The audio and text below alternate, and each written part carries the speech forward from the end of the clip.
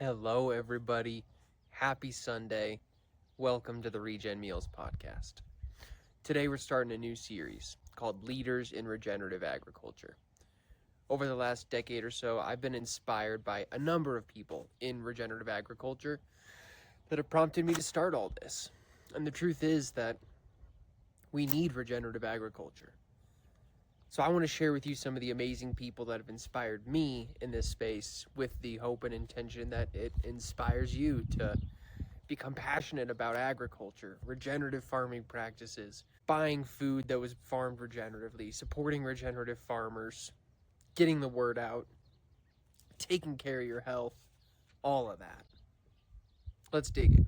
Where else could we start but with Allan Savory, the grandfather of regenerative agriculture? So many people in the regenerative agriculture space have been inspired by Allan Savory, and for good reason. If you haven't seen his TED Talk, I highly recommend you go and check it out. Allan Savory grew up in Africa. He's a conservationist, or at least that's where he started. He tells this story in his TED Talk about where they were trying to reverse desertification, which is this biological process where semi-arid areas that are grazable were turning into deserts.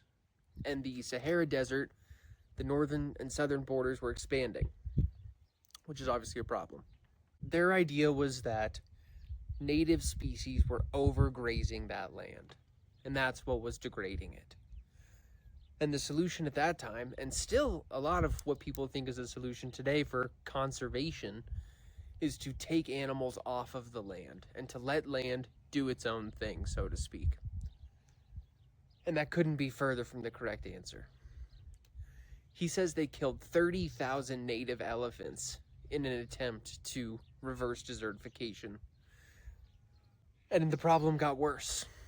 And then later on, I don't remember exactly how he came to this conclusion, but he identified that natural ruminant grazing herds would move in large migratory patterns, pressured by predators, into tight herds, thousands of animals, that would only ever impact the landscape 1 to 2 days a year.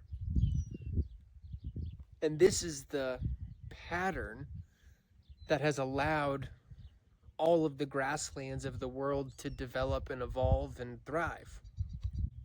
And so Allan, in an attempt to mimic nature on the land, created what he calls holistic management, which is simply managing holistically.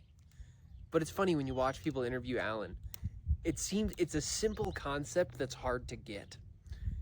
I think that in our contemporary culture, we're so focused on narrowly defining a problem and solving it that we struggle to zoom out and look at the entire context of a problem.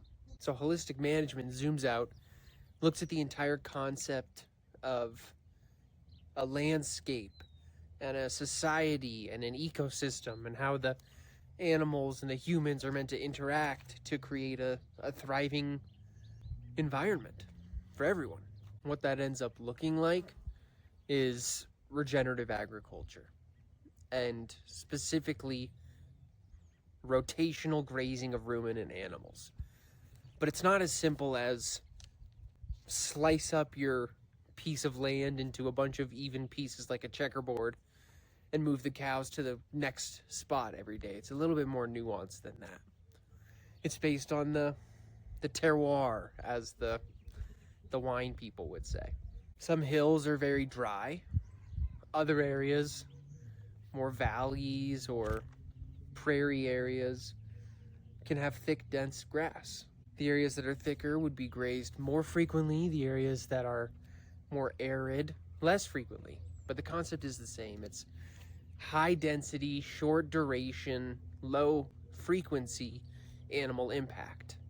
So get the whole herd on that plot of land for 1 to 2 days a year. Ideally, really about once a year, every 10 to 14 months or so. Again, depending on, if you're in Georgia, maybe that's twice a year. If you're in Wyoming, it's probably more like once a year. And so the context matters. And that's the whole point of managing holistically, is that it's going to look different in every farm. And so because the context looks different in every geographical area, the solution that the Savory Institute, Allan's nonprofit that he founded, has come up with is what they call Savory hubs that form the Savory network. And so there's specific regenerative experts, holistic management experts, that have been trained in these methods that are all over the world. Africa, Australia, Asia, Europe, all over the US, South America, and they all teach holistic management and regenerative agriculture and how to create a thriving ranch that produces profitability and allows for economic sustainability, produces a premium product, but the main thing is that it's regenerating the ecology of the environment. They're building soil organic matter. They're increasing the water retention of the landscape. You know, a stat that's always stuck in my brain is that for every 1% additional soil organic matter, 1 acre of land holds 20,000 gallons more water. So for example, if you're in an area where, like in India, monsoon seasons, right? So they'll get 80% of their water for the year within one short period of time. And if you have a landscape that's able to act like a sponge and absorb all that, then it'll retain it, and the subsequent season will be that much better. And the reverse of that is also true. If you create a dry, water-resistant soilscape, that water's going to hit and run off and won't be there for the rest of the year. One of the insights that really comes through in Allan's TED Talk is the dire reality of the situation. We simply cannot let these landscapes desertify. It leads to poverty and war and starvation. Now, there's not a single person in this regenerative movement that is the one person that's going to fix the problem. That's not how things change in the world. It takes a community of people that care about it, and then there's that whole adoption curve, right? So there's the innovators, early adopters, early majority, late majority, and the laggards. Right now, we're right in between innovators and early adopters. And the question is whether or not we can make that transition from the early adopters to the early majority. But what Allan explains is that soil is the foundation of society. When you can produce food in abundance, you reduce scarcity, which reduces people's scarcity mindset and short-term thinking and need to be combative to fight for food and scarce resources.